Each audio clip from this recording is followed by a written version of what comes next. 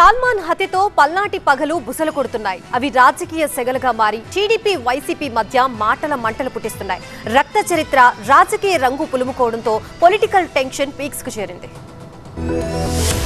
పిన్నెల్లి గ్రామంలో ఇటీవలే హత్యకు గురైన మందా సల్మాన్ సంస్మరణ సభకు వైసీపీ నేతలు హాజరై నివాళులర్పించారు. కాసు మహేష్ రెడ్డి, విడతల రజని, సుచరిత సహా పలువురు నేతలు సల్మాన్ కుటుంబాన్ని పరామర్శించారు. ఈ సందర్భంగా కూటమి నేతలపై ఆరోపణలు చేశారు వైసీపీ నేతలు. పల్నాడులో టీడీపీ నేతల దౌర్జన్యాల కారణంగా 2000 కుటుంబాలు వలసపోయాయి అన్నారు మాజీ ఎమ్మెల్యే కాసు మహేష్ రెడ్డి. ముఖ్యంగా పిన్నెల్లి గ్రామం అంటే ఆడపిల్లలను ఇవ్వడానికి కూడా భయపడుతున్నారని అన్నారు. బీహార్లో జంగిల్ రాజ్, గురజాలలో గుండారాజ్ పాలన నడుస్తోందని ఆరోపించారు. వైఎస్ఆర్ గ్రామంలోకి అసలు ఎందుకు వచ్చా అది ఖండకావరం.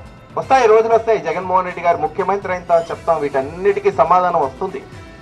ప్రజాక్షేత్రంలో తేల్చుకొని ఇటువంటి అధికారుల అహంకారాన్ని ఎలా తగ్గించాలో కూడా తెలిసిన నాయకులు తెలియకేం కాదు.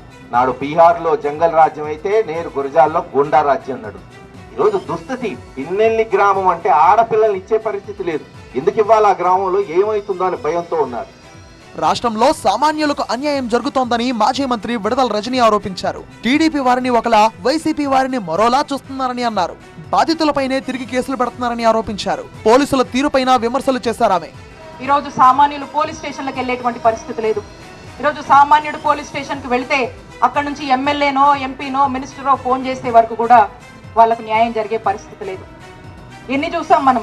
కూటమి ప్రభుత్వం అధికారంలోకి వచ్చాక ఒక సామాన్యుడు వెళ్ళి కంప్లైంట్ ఇస్తే అదే సామాన్యుడి మీద తిరిగి ఆ కంప్లైంట్ వాళ్ళ మీదే కంప్లైంట్ పెట్టే పరిస్థితిలో ఈరోజు పోలీస్ స్టేషన్లు పనిచేస్తూ ఉన్నాయి. ఇక వైసీపీ నేతల తీరుపై కూటమి నేతలు మండిపడుతున్నారు. గత వైసీపీ పాలనలో 12 మంది టీడీపీ కార్యకర్తల హత్యలు జరిగాయని ఎమ్మెల్యే ఎరపతినేని శ్రీనివాసరావు ఆరోపించారు. సల్మాన్ మరణానికి తమ పార్టీకి ఎలాంటి సంబంధం లేదన్నారు. ఇప్పటికైనా శవ రాజకీయాలు మానుకుంటే మంచిదన్నారు. మొత్తంగా వాళ్ల హెచ్చరికలు, వీళ్ల కౌంటర్లతో పల్నాడులో రాజకీయ పోరు సాగుతోంది.